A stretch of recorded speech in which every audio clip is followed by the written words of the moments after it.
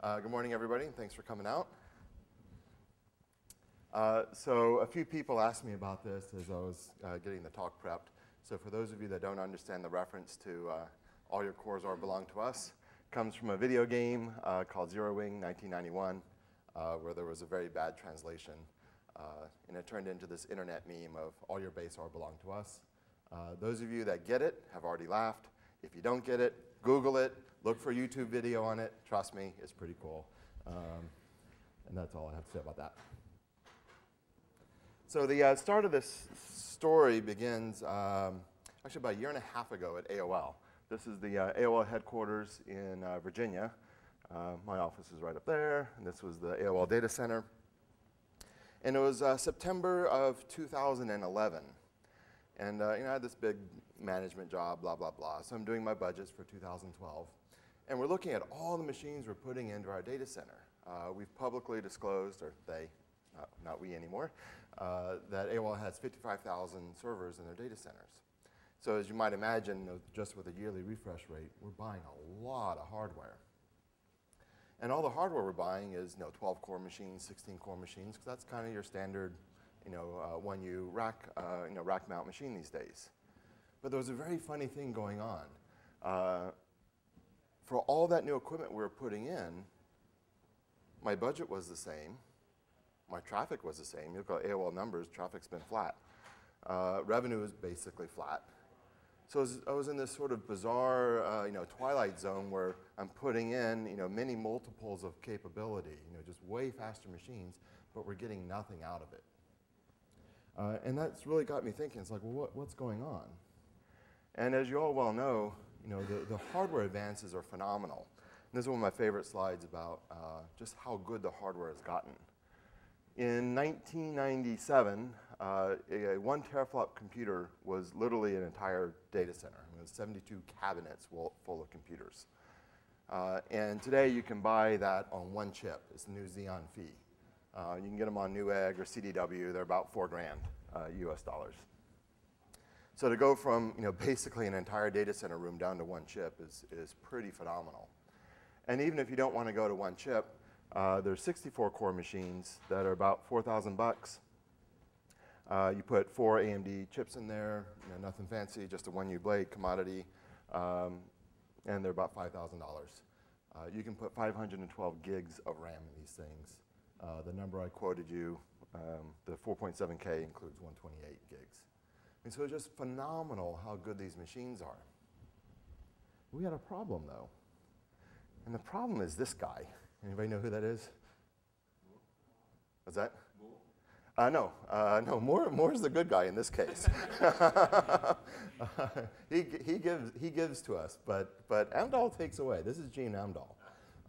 And Amdahl came up with this formulation called Amdahl's law, which I assume everybody is familiar with. And the basic concept of Amdahl's law says the amount of speed up you're going to get in a parallel system is proportional or inversely proportional to the amount of serialization in the code. And hopefully folks can see this. But if you look at the number of processors, if you are 50% parallel, you can have 65,000 processors, and you're only ever going to go twice as fast. It just doesn't matter how many processors you throw at it. And it's a particularly brutal formulation because even if you're 95% parallel, you can have 2,000 processors, and you're still going 20 times as fast. So if you sort of flip back to this world where the chips are going more and more cores, I mean, Moore's law is continuing. There's a company I'm investing in that's got extreme ultraviolet lithography. So there's like another 10, 15 years of more and more transistor density, easy. And what are you going to do with all those transistors? I mean, basically, you're going to make cores out of them. You can do system on a chip. That'll slow it down a little bit, but there's going to be more cores. But we can't use them. And you can see study after study after study on the web where everybody's programs, as you get to more and more cores, they start slowing down, which is sort of this bizarre thing. You throw more capability at it, and stuff goes slower. So, naturally being kind of an entrepreneurial guy, I thought, all right, well, if there's a big gap between what software can do and what hardware is doing, there's a business opportunity there. So we started Concurrix about a year ago, actually, to basically explore that opportunity and figure out what software we could build to take advantage of the new hardware.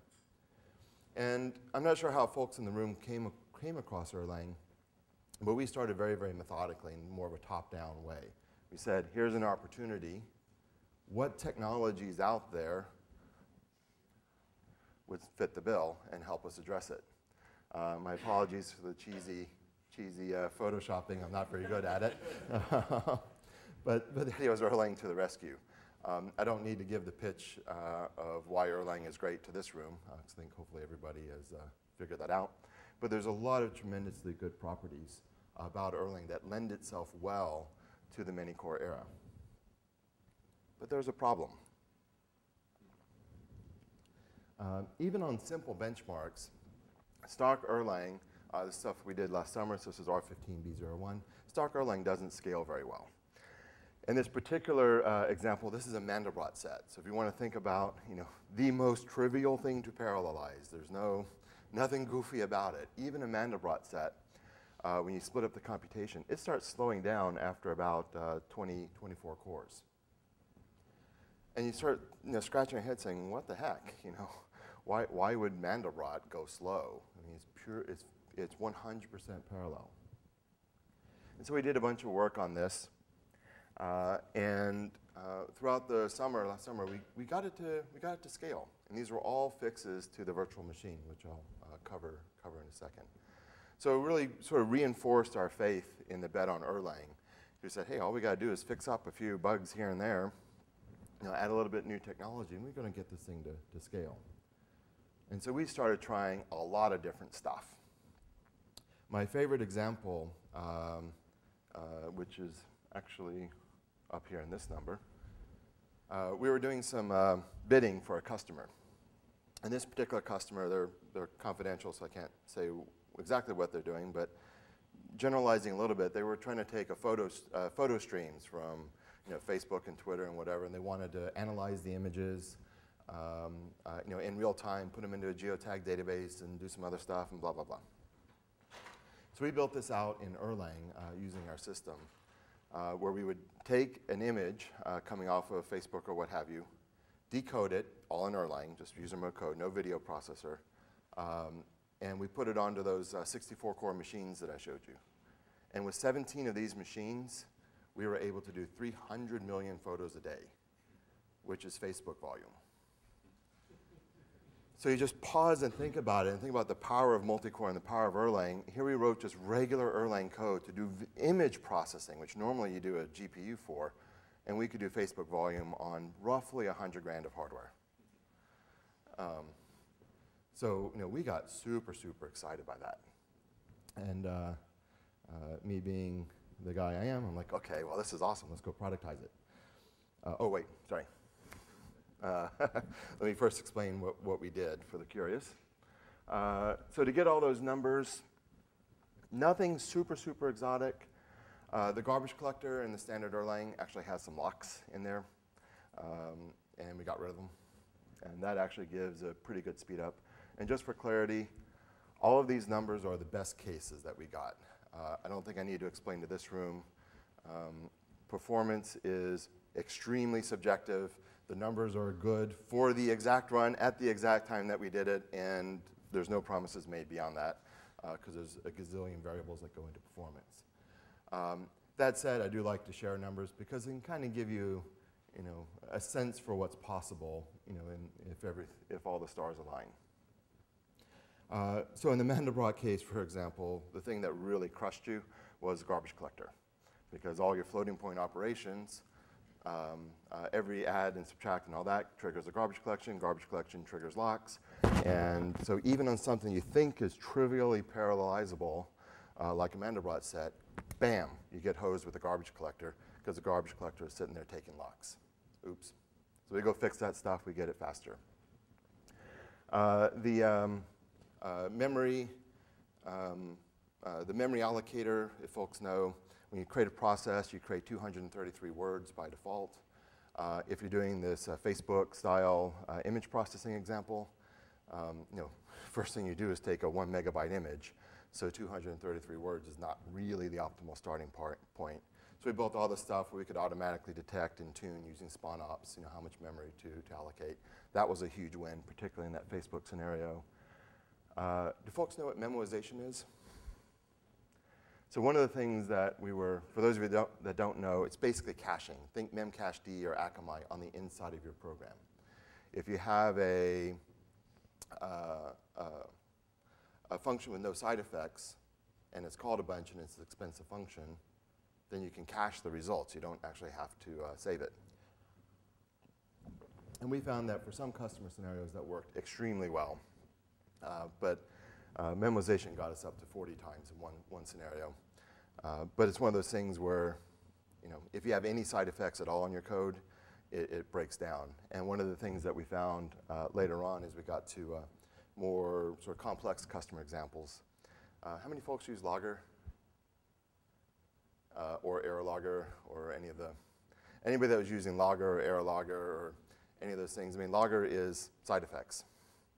So we had a real tough time because everybody put in logging or something like that, and that really goofed up the automatic memoization because we couldn't tell the difference between what was a benign side effect and what was that you could ignore, and what was a side effect that you really had to pay attention to.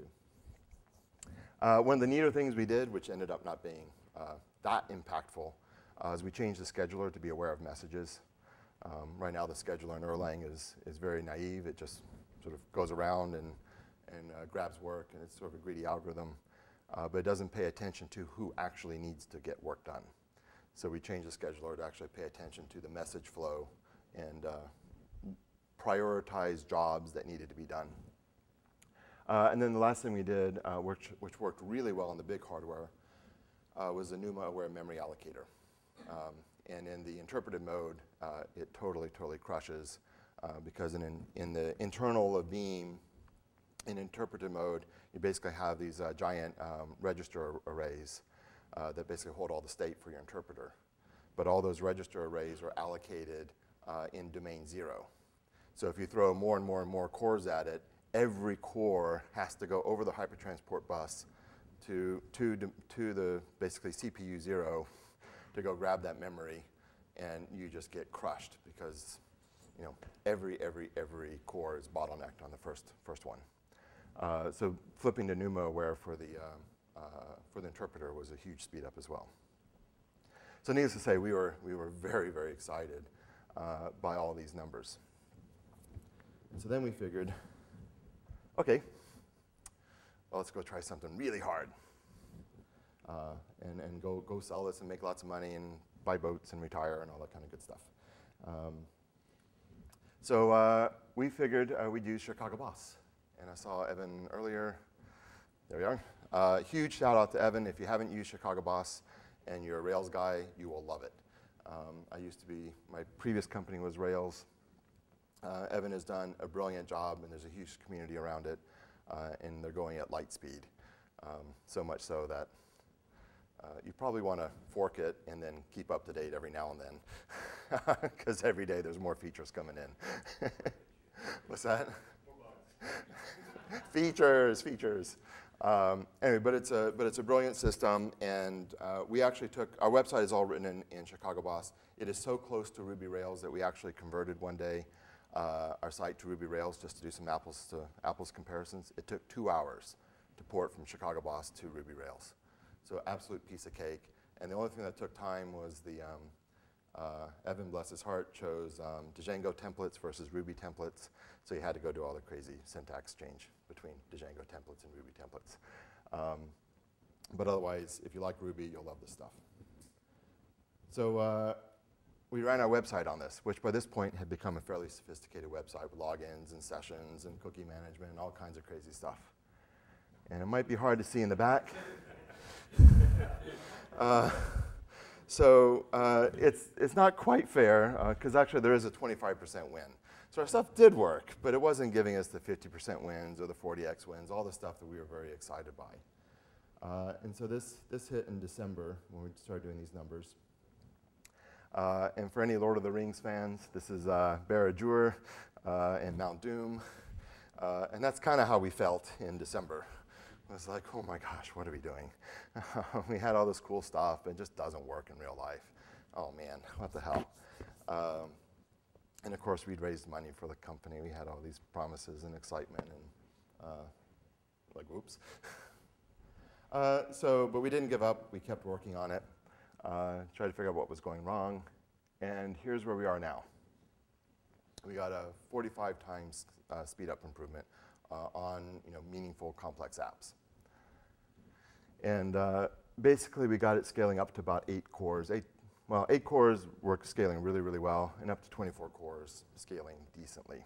But we do flatline after that, which I'll talk about in a second. So how did we do it?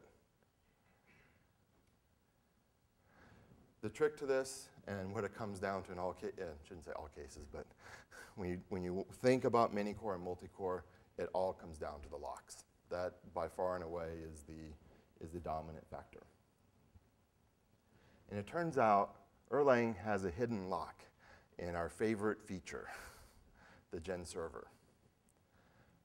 And the issue is that code is not very, very readable. Anyway, this is just the standard Gen server template. The issue is a very, very common coding pattern where you'll have your Gen server. You have that very, very nice little state variable, which is kept super efficiently on the stack. I mean, they excellent job implementing it. But it effectively is shared state. And so when you have lots and lots of processes coming in using Gen server call, which is the bad guy in here, you basically have all of these processes bottlenecking on the Gen server. And this can be really subtle and really hard to spot. With Evan's permission, I stole a bit of code out of Chicago Boss. One of the nice things about Chicago Boss is that the API in the framework is so easy to use. But on the inside, it's got a couple of Gen servers. And you'll see this code all over the place in Erlang, where there'll be some nice API. And in fact, every Erlang book I've read recommends this practice. Instead of doing Gen server call with all the tuples, make a nice little wrapper API for convenience that's more descriptive, and then do the Gen server call on the inside. So as a result, unless you go and study all of the code that you have, all the code that you're depending on, and all the libraries that you're calling, you might have serialization bottlenecks in your code that you don't even know about. Because you'll be calling some, what you might think of harmless API called, get all models or get all routes. But in fact, it's going to a singleton Gen server instance and becoming a bottleneck. And without studying the entire stack of everything that you're using, how do you find these things? So in hindsight, I might regret putting this slide up here right before lunch. So one of the colleagues on our team, a fellow named Charlie Garrett, he made a bet with me. He'd buy me a steak dinner at the fanciest restaurant in town, depending on who could find the most bottlenecks in a big piece of code that we were working with. And he was going to do it the old-fashioned way. He was going to look at the code and study it. And I was going to use our newfangled tools. Because one of the things that we did once we started understanding where these bottlenecks were is we built a set of tools that I'll show you in a second. Needless to say, I won the bet. With the tools I'll show you, we found 4 bottlenecks, and he found 2 by hand. And it took me a lot less time. So if the demo gods permit, I am going to try to do a demo here.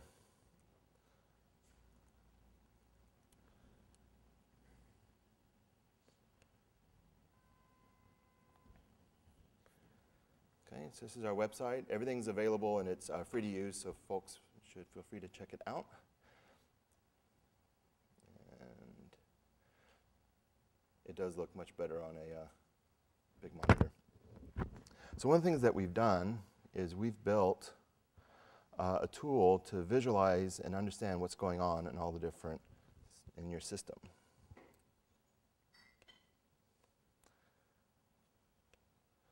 There we go.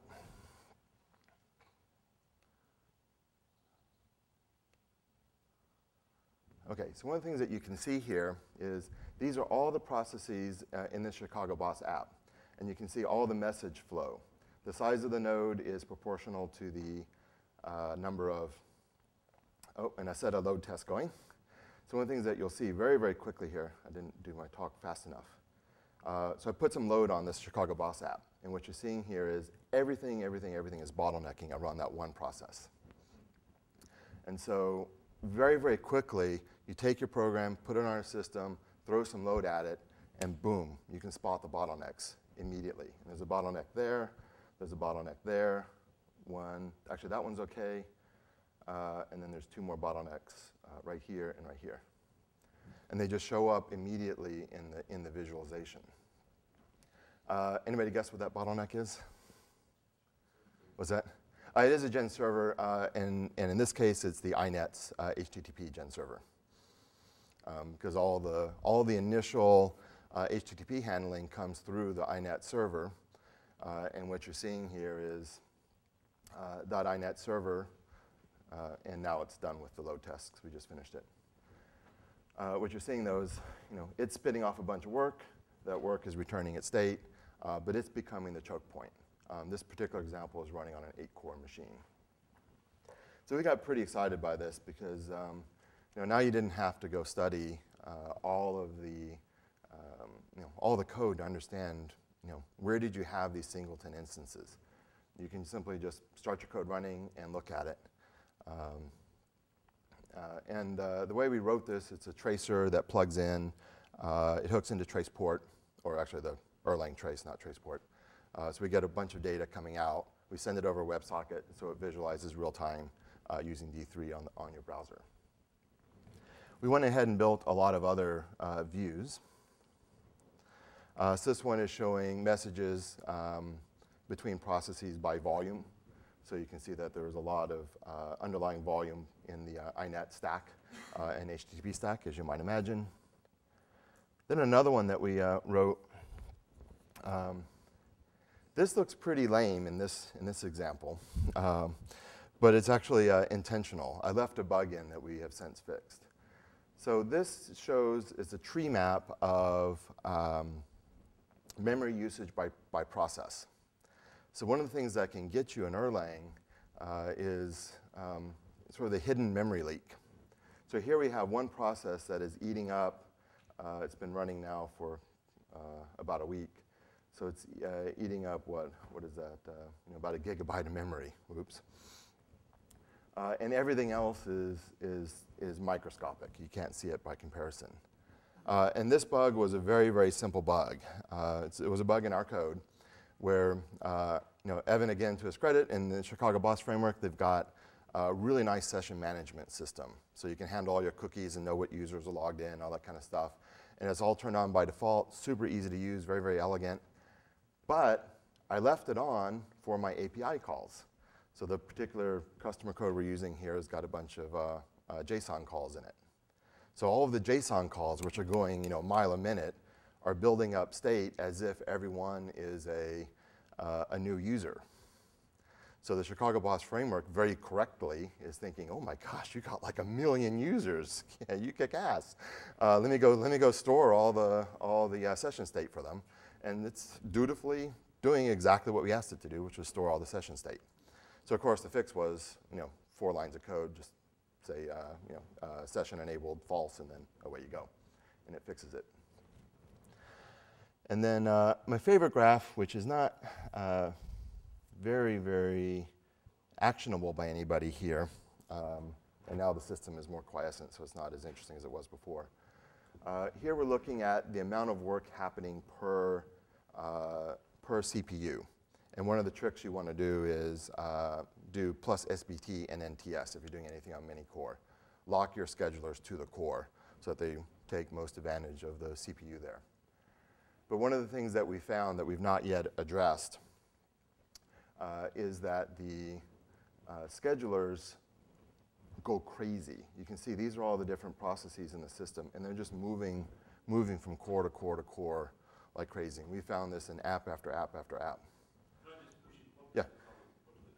The colors are grouped by application. So, and in every diagram you've seen so far, thanks for the clarification, we basically take all the processes, but then we go grovel the system. We figure out what OTP app you belong to. If we can't figure that out, we go look at the Beam file. We try to figure out the name, a reasonable app name based on looking at the directory hierarchy. So we do a whole bunch of stuff to try to make the data that you're getting more useful. Because if anybody's used the Trace API, lots and lots of awesome raw data, but unless you want to deal with PIDs all day long, it's not very useful. So a lot of the stuff we've done, and all this code's available, is to do the decoding so that you can look at it and see. And on a regular size monitor that doesn't have the goofy 640 by 480, you can see the legend up here. And it'll tell you exactly whether you're in the Chicago Boss code, your own code, the INETS code, something like that. So it makes it really quick to decode what's going on. So one of the areas for future work, which would be somewhere between the VM and the operating system scheduler, is to try to quiet this down. Because one of the other things, when you get into mini-core work, this is just going to kill us on NUMA machines. Because as we move process from processor 1 to processor 8 to processor 16 to 64, you're going to blow out your cache. You're going to have to send all that data across the hypertransport. I mean, it's just going to kill you. So we've got to collectively figure out how to get the scheduler to be more stable, if you will, but still not starve things and so forth. So that's a bunch of work to be done still. So with that, these are my backup slides in case the demo gods were not favorable. This is where, when I made this slide, it was this weekend. You can see this was only at 17 million words versus 600 million words. So that hidden memory leak was actually pretty bad. And normally, when you're under load, the schedulers look like this. So all this is super easy to get. Like I said, it's just an Erlang module that plugs in, hooks into Erlang Trace. We have two flavors of it. One flavor works on standard R15. There's another flavor that works on the Concurrix enhanced Erlang virtual machine, which you can get off of Amazon. So it's all pre-configured, ready to go. On the Concurrix Erlang AMI, we've got additional data coming out, and we have all the performance improvements that I previously talked about. So all those are also available. But it works just on your Mac. It works on, we have it running on Azure. People have tried it in a lot of different places. So it works just fine anywhere in sort of the base model. And you just put it in your rebar and start her up in good old OTP fashion, and everything works. Hopefully. If not, send me a mail. I'm also customer support. It's a startup.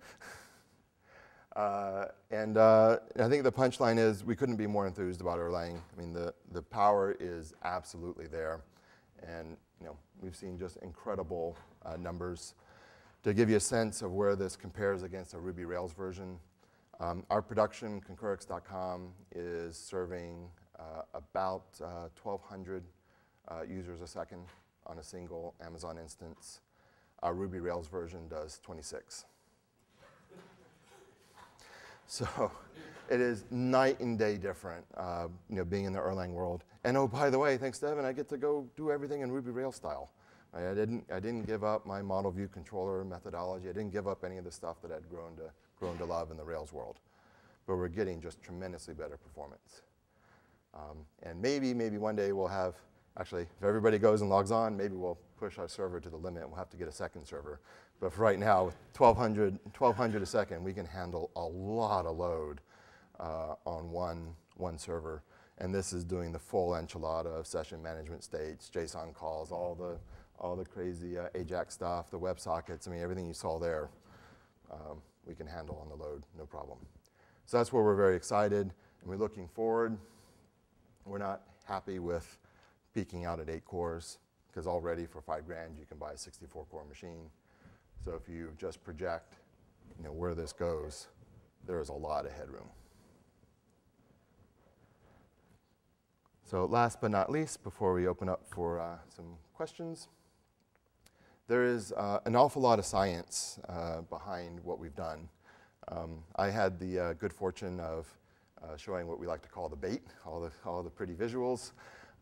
Dr. Lee, you want to raise your hand? She's our chief scientist. She's really thought through a lot of the math behind what you saw today, and there's a bunch more stuff we have in the pipe. So her talk is today at 2 o'clock. So, oh no, sorry, 4 o'clock. So please stop by and check it out. And with that, let me open up for questions and comments. Have you found any improvements in more recent versions of The last one that we've measured systematically was R15B03. We've not tried R16 yet because there was a small parameterized module change that, excuse me, let me take some water here. And not only did that hit Chicago Boss, it also hit Moki Web. And Moki Web is how we do all of our JSON. So we haven't picked it up yet. Yeah, so really interesting discussion. The thing you mentioned about the gen server being a bottleneck is something I've certainly obviously discovered in different places. But obviously sometimes you need some kind of key shared state between your processes. So I was wondering if you have like a sanction strategy you guys recommend. I've seen we've moved to using like public name ETSs in the increment decrement operations where we can get away with it, but obviously you can't always do that depending on the nature of the state. I'd recommend two things. One, where we got the wins that I showed you, we actually did exactly that strategy. We changed some of the stateful gen servers to ETS tables. Because the typical model here was, particularly in a website, we weren't changing our state with every request. These were things like understanding the dynamic routing, so it would only change rarely. So we do an ETS table with read concurrency true, and it goes a lot faster. We don't really have anything more sophisticated to recommend at this time. I think one of the work items maybe for all of us collectively would be to sort of understand what would a concurrent gen server look like, such that there was a very clear description of what state changes had to be ACID compliant in a sense, and which state changes could be lazy evaluated like transactional memory.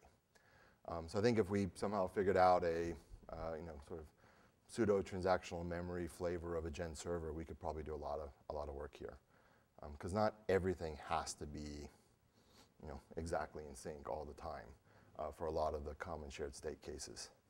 But that's all work to be done. Kenneth? Yes.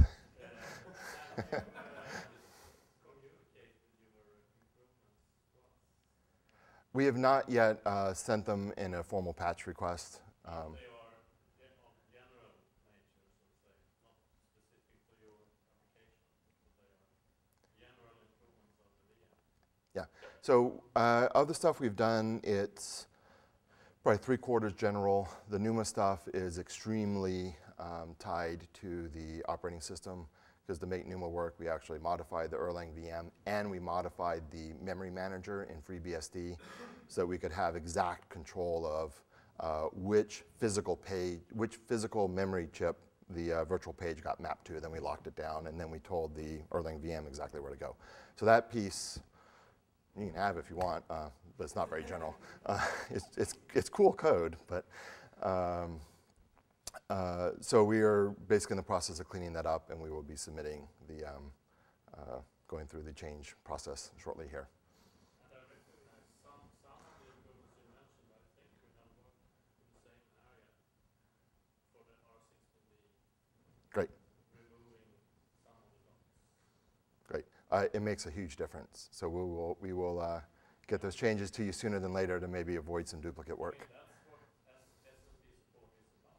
Yep. Continuously removing the next block and the next, you find out new conflicts and Exactly. solving the problem. Yeah, and I think the aha for us, which in hindsight is kind of obvious, but candidly we didn't anticipate it as strongly at the beginning, was you can get locks in all different kinds of ways. It's not just, pthread mutex lock, right? You can get locks just through even a message passing paradigm. So that was sort of the aha, and just the prevalence of these things and the ease at which you can get caught by them. So that's where we ended up building these tools. Yes, have you figured out your charging model for this yet, or how are you going to charge? Right now we have the visualizations for free, the base level. If you want the fancy visualizations, you go to Amazon, get our AMI. It's all pre-configured, 5 cents a core, away you go. What's on the management side? Is that sort of the strategy? Like Excuse me? Is more on the inspection side of things, like figuring out where bottlenecks are and strategies to make the runtime changes sort of upstream and more the introspection? Is it going to be sort of the base of the product?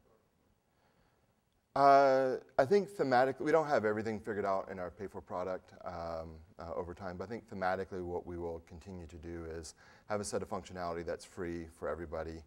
And in particular, changes to the Erlang system itself, because of the open source nature, those continue to be free. And then we'll have a set of value-add functionality on top. And it's very, very typical. You look at New Relic and other folks that are kind of in the performance space, say in the Ruby area. It's a very, very sort of tried and true business model. But feedback is welcome on what people are looking for. I'll come back to you, Kenneth. Does Erlang compiler or VM vectorize?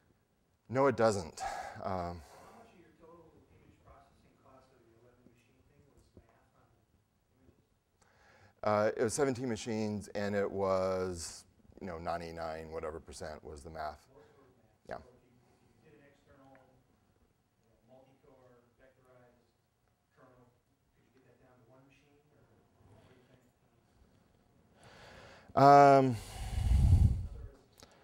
I think we can get it down to about 4, because, well, you look at these.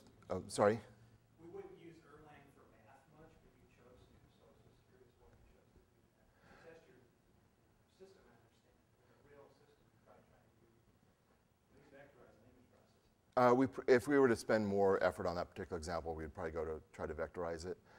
There's two bits here, and a couple of business issues. One, it's not just the vectorization. All the floating point math, does garbage collection and allocation for every operation. So the first step is we'd have to change the runtime to basically have some notion of type inferencing. Say, okay, well, we know this is a float and it's going to be a small float, so don't worry about it. Just go do the math and don't bother garbage collecting. Then we would have to do the loop unrolling to do the vectorization. All the modern chips have SSE4, so you can do 4-way math. I had a chance to program that Xeon Phi. That is a wicked, wicked fast chip if you can vectorize. But a lot of that work requires changes basically to the VM and to the compiler. And one of the things we candidly struggle with is the business model around it, because that would be a 10 to 20 person year effort. And if you have to give it all away, then I have great investors, but they're not that generous. Kenneth, you had another question? The visualization tools, did you have to do any fixes in the VM to get out more data, or was it enough with the existing mechanism? We did both. So the trick to the visualization, we use the base data coming out of the VM, and we use trace, process info, system info, the code server. There's about 10 different points in the code where you can go grab information and synthesize it. So there's I couldn't be happier with the work, and so thank you very, very much, Ericsson folks. I mean, you put in all the right hooks. We did enhance it. We put in additional hooks, which again, we'll be giving back to you guys, that share more about what's going on with schedulers. One of the areas that the current VM is weak on is basically describing what's going on with cores. So we put in additional data for that.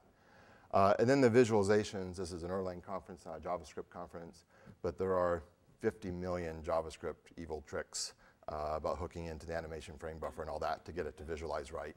Because if you just take a standard D3 sample, it can't do what I just showed you. So there's some wicked crazy stuff in the JavaScript that I don't. Don't try this at home kind of thing.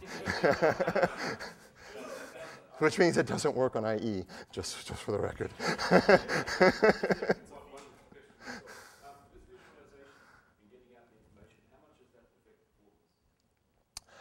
It varies. With most folks, we've seen around 30 to 50% perf impact. That's what it means. If anybody noticed really when I was doing it, I took our load test. One of the things that we include with Concurix is a free load tester. We just use Sung, and we've got it spun up in a bunch of Amazon machines, so you can just hammer the heck out of whatever your system is.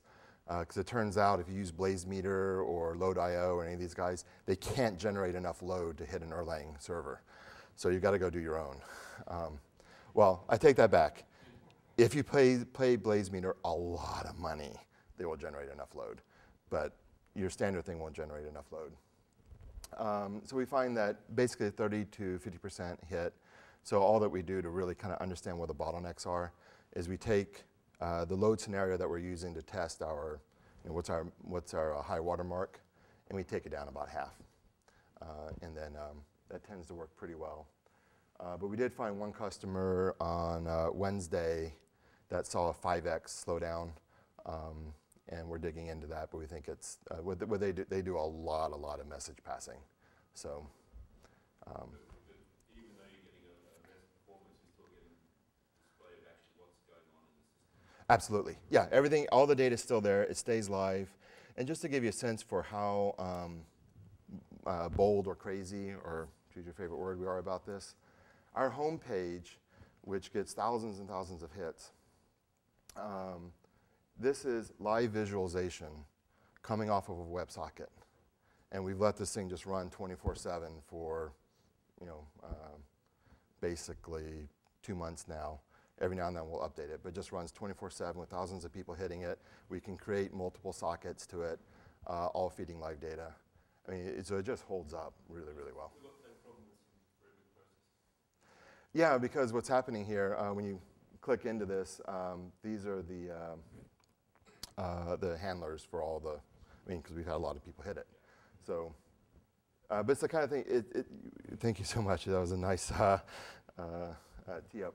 And that's exactly the power of these visualizations. You can just look at it and say, oh, what the heck's going on here? Then you can go look at it and say, oh, it's fine, and that's what it should be. Or you can look at it and say, whoops, there's a bug. But just in a glance, you can see that kind of thing. And you really see the bugs. Yeah, they just pop right out. So that's why we're just so excited by this. And I don't think I'm going to get more than one steak dinner out of it, because I won too easily. So anyway, but the stuff is super reliable, so please try it out. Yes, sir? For the load testing test, what does it actually do? Just an HTTP GET? Yeah, just an HTTP GET. Sung gives you 1,000,001 options. It'd be trivial for us to expose that out. For like my application, I would need Keyboard to test properly. Just ping me afterwards. We can add that in for you. Piece of cake. It's just, for getting going, we weren't trying to be Sung guys because they did a brilliant job. So we just put the simplest UI on top. It'd be a piece of cake to add that for you. Yes, sir. I just had a question about the automatic memoization. Mm-hmm. That makes me slightly nervous, just because I'm just wondering if you guys have something where you'll only cache a certain level of function, or like I can think of one function that makes this side call to like a memcache node where there's shared state, and if you're caching the values just based on the arguments that are passed, then it would function properly. So in that case, it would be, well, so two reactions to it. One, the automatic memoization is turned off by default. Okay. So there's nothing really to stress about there. Second reaction is we use a tool called Purity, which was Costas, I think, wrote that, right? There was an open source tool in Erlang called Purity, which basically goes through and figures out which things have side effects. So if you were making a call to memcached, it would basically trigger as a side effect. And so it wouldn't hit. And then our experience with it was, again, it was very mixed. For some apps, it's genius. For some apps, it's kind of pointless. But in all cases, we found that the right way to do memoization was to first instrument and study your code, build a data-driven profile of what to memoize, and then have that in production. Because what you don't want to do, at least with the level of maturity of memoization, you don't want to be dynamically memoizing on the fly in a production system. That would be... You're telling the memoization system which functions you actually memorize. Exactly. So basically, we'd run through, we would get all the data, we would crunch it, we'd say, okay, do these 10 functions, memoize these 10 functions, we'd run a parse transform, and then rebuild it to be memoized. So just kind of like Logger. It's very, very, very nice integration, but it's, you can test and deploy and have confidence that what you deployed is, exactly kind of what you expect.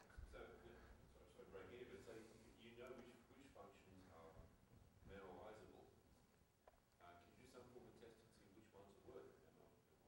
Yes, indeed, and that's Ying's talk. Okay, so I mean, I would expect a lot of pure functions, you might call them about 5 times or something like this, it's just not worth the effort. Yeah, so what we found was, and this we did, I forgot how many different code bases. We looked at a lot of different customer code for this. We found that on average, about 50% of an Erlang program was memoizable. But the trouble was almost all those memoizable functions were effectively at the leaf. And then the sort of the interesting worker functions where you would get a lot of activity happening, they invariably were also interesting to the programmer, and so there was a logger call in there. And so that was the real, sort of the downer, if you will, on the memoization, because it just, in practice, I mean, it's a beautiful theoretical concept, it just in practice, it didn't work well, and so.